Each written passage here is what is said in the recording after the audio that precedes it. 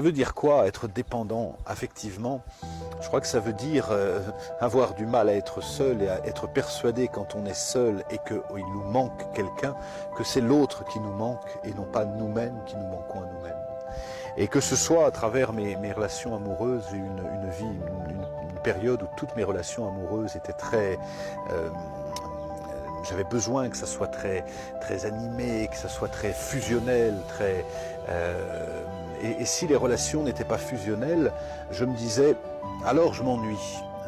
Et ça me donnait du mal à m'engager, ça me donnait du mal à accepter simplement des relations paisibles, des relations sereines. J'avais besoin de sentir cette énergie, ce risque peut-être, et cette fusion permanente. Et j'ai été très fusionnel.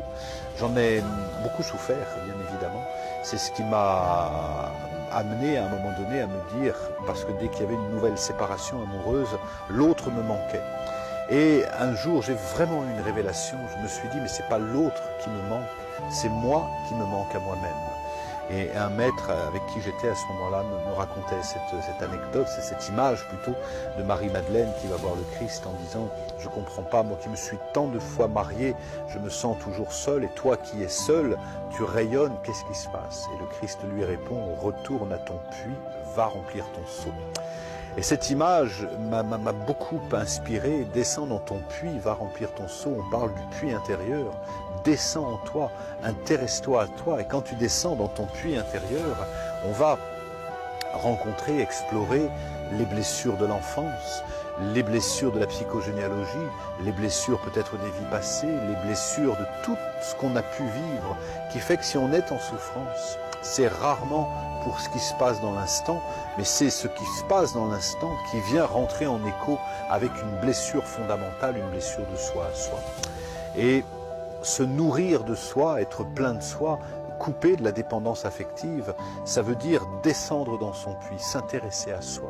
Alors il y a beaucoup d'outils qui peuvent nous aider, la méditation en est un, la thérapie en est un, pourquoi choisir? On peut au contraire compléter. Pour ma part, j'ai eu besoin à un moment donné de la thérapie, j'ai eu besoin de la méditation, j'ai eu besoin de l'introspection et de se rendre compte que plus on descend en soi, plus on explore ces personnages de l'ombre, plus on accepte toutes les facettes de soi-même et plus on est en paix. Et quand on est en paix, il naît quelque chose de magnifique, c'est qu'on n'est plus dépendant comme on l'était. Et quand je dis dépendant, c'est le petit enfant qui est dépendant, hein, le petit enfant intérieur qui se dit « donne-moi de l'affection, donne-moi de la sécurité, donne-moi de la tendresse, parce que je ne peux pas m'en donner moi-même à moi-même ». Et ça, c'est la plus grande illusion. Cette dépendance affective, elle trouve sa source dans nos racines les plus anciennes, les plus archaïques. Nous avons tous fait l'expérience de vivre dans l'utérus, de ne faire qu'un avec maman. Et il y a un moment donné où il y a cette coupure.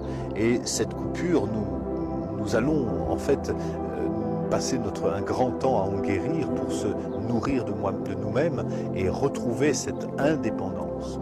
Parce qu'on est indépendant, à ce moment-là, on peut être plein de nous-mêmes, et quand on est plein de nous-mêmes, on n'a plus besoin de relations pour venir nourrir la blessure fondamentale. Alors on devient indépendant et on peut aimer l'autre. Aimer, j'ai longtemps cherché une définition à l'amour, la plus belle que j'ai trouvée. Aimer, c'est permettre à l'autre d'être pleinement qui il est. Et réussir à aimer l'autre pour ce qu'il est, sans se dire « il va venir me nourrir, il va venir m'apporter ce qu'il me manque », en prenant conscience que ce qui nous manque, c'est surtout nous qui nous manquons à nous-mêmes. Je crois que c'est un pas de maturité qui apaise vraiment l'enfant qu'on a été et qui permet de révéler l'adulte que nous sommes et qui ne demande qu'à s'expandre dans le monde.